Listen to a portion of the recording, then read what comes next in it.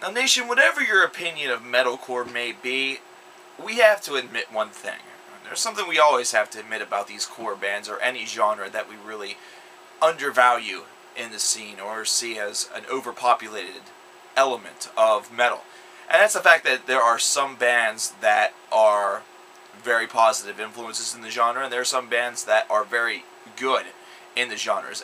Otherwise, there would be no reason for the genres ever picking up any sort of speed, steam, or momentum and becoming a force. Now, one such genre in metal that became a force in the early part of the 2000s with bands such as Shadows Fall, and the band I'm about to speak about is, of course, metalcore. And Unearth has been one of the bands that has constantly been seen as one of the better parts of the genre, kind of a darkness in the lights, or a light in the darkness, should I say. Darkness in the Light is the name of their new album, which was released today, Tuesday, July the 5th.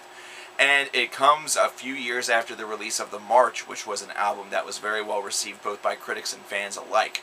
Now, I myself personally have not listened to these guys on a real dedicated pulse since about, well, The Oncoming Storm, I believe it was. In fact, I own that CD somewhere. It's been signed from 10 billion Ozfests ago. But this is a band that I've always felt had a lot of potential. However, whenever metalcore became overly populated, I had no real desire to revisit them, and that's something that's a real downside or a downfall of overpopulation and these groups getting a little bit more mainstream. It just sort of removes all desirability to check them out if you're the type of person that likes to further exploration as opposed to getting trapped in one little scene.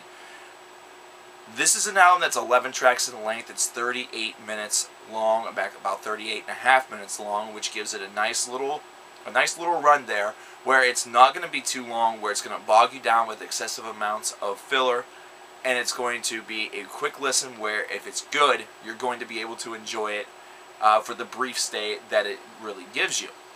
Now, with that said, another note that should be passed on is that Justin Foley, the drummer from Killswitch Engage, did all of the drum tracks on this particular album, and once again, the artwork and production, or should I say the production, was handled by Adam of Killswitch as well, who's done a lot of production work with other bands and bands around that whole little genre and scene. Now, the work itself has not changed all that much. This is solid metalcore, and this is very good metalcore. It's very reminiscent of whenever I listened to them all those years ago, where they have extremely good melodies, they have very good vocals, they're able to change the pace up a little bit, but they really decide not to do that all that often. However, they do it every once in a while just to kind of show that they do have the ability. Yes, there are presence of breakdowns, and lo and behold, there are some breakdowns that I can actually get behind. And I think the reason for that is because these are songs where you almost need a little bit of a cool down period just to keep the songs fresh.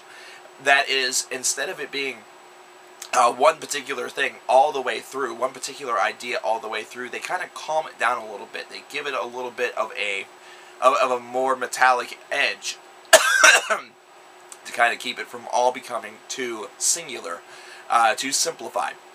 And they're able to do that with both the presence of these tiny little breakdowns as well as with the ability to solo very well. And they do it sometimes just over vocals, but they're also able to do it by itself.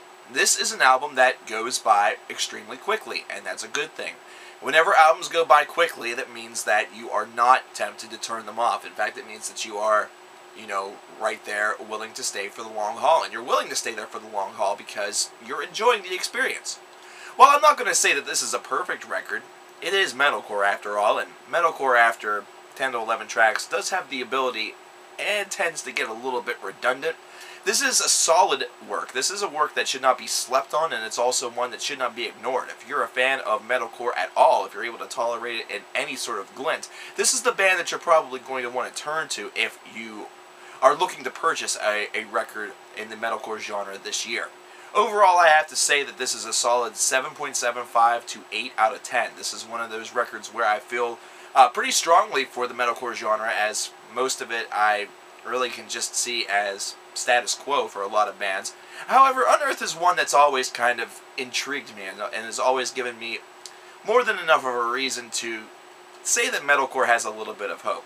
Even though I haven't personally followed them throughout my metal journey as dedicated as some other people have, I still recognize that the band has talent.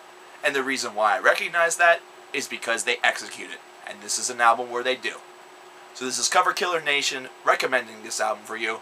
And I will see you guys next time, where I might have something a little less positive to say about a band. But I'm going off of history, so we'll see.